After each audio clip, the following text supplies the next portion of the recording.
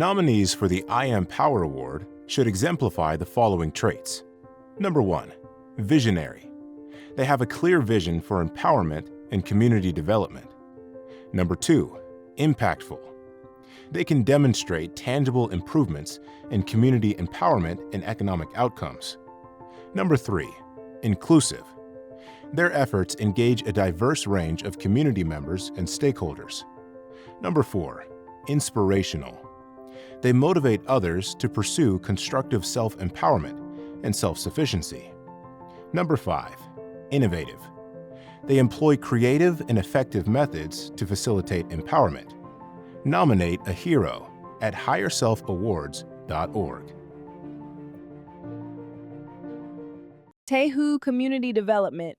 0% interest business startup loans for terms of 12 to 18 months. Visit us at tehucommunity.com or call us at 877-702-2228. Your business is our priority.